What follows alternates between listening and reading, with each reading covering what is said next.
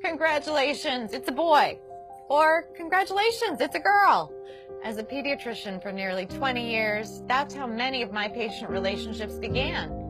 Our bodies declare our sex. Biological sex is not assigned.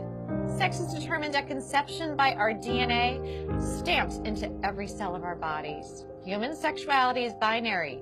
Either you have a normal Y chromosome and develop into a male, or you don't, and you will develop into a female. There are at least 6,500 genetic differences between men and women. Hormones and surgery cannot and do not change this. Look, an identity is not biological, it is psychological. Identity has to do with thinking and feeling. Thoughts and feelings are not biologically hardwired. Our thinking and feeling may be factually right or factually wrong. For example, if I walk into my doctor's office today and say, "Hi, I'm Margaret Thatcher," my physician will say I am delusional and give me an antipsychotic. However, if instead I walked in and said, "I am a man," he would say, "Congratulations, you're transgender."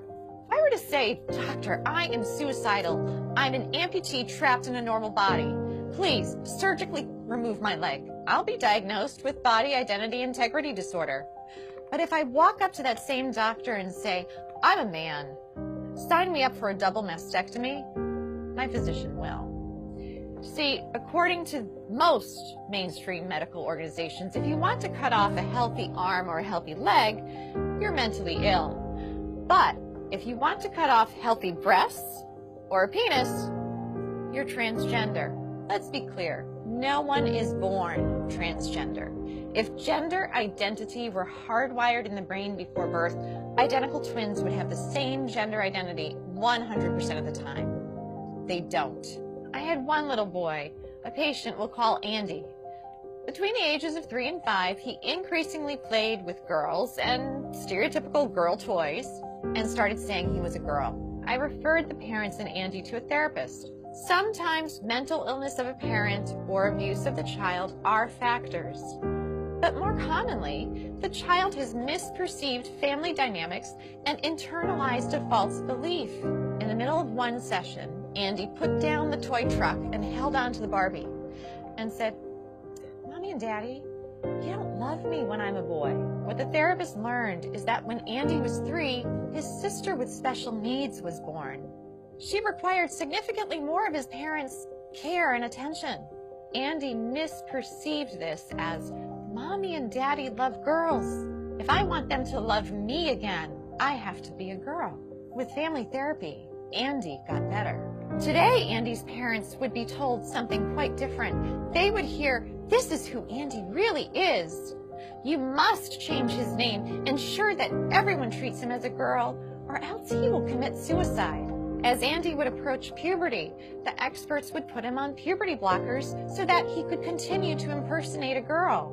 Experts assure us it doesn't matter that we've never tested puberty blockers in biologically normal children. It doesn't matter that when blockers are used to treat prostate cancer in men and gynecologic problems in women, that they cause problems with memory. We don't need testing. No, we need to arrest his physical development now, or he'll commit suicide. But this is not true. Instead, when supported in their biological sex through natural puberty, the vast majority of gender-confused children get better. Yet, we are chemically castrating gender-confused children with puberty blockers. Then, we permanently sterilize many of them by adding cross-sex hormones. Cross-sex hormones are estrogen and testosterone. Those put young children at risk for heart disease, strokes, diabetes, cancers, and even the very emotional problems the experts claim to be preventing. P.S. If a girl who insists she is a man has been on testosterone daily for 1 year, she's cleared to get a bilateral mastectomy at age 16. Now, mind you, the American Academy of Pediatrics recently came out with a report that urges pediatricians to caution teenagers about getting tattoos because tattoos are essentially permanent and can cause scarring.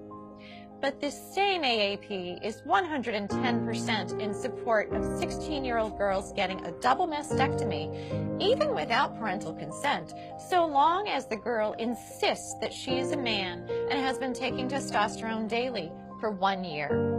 Let's be clear, to indoctrinate all children from preschool forward with the lie that they could be trapped in the wrong body disrupts the very foundation of a child's reality testing. If a child can't trust the reality of their physical bodies, who or what can they trust? Transgender ideology in schools is psychological abuse that often leads to chemical castration, sterilization, and surgical mutilation.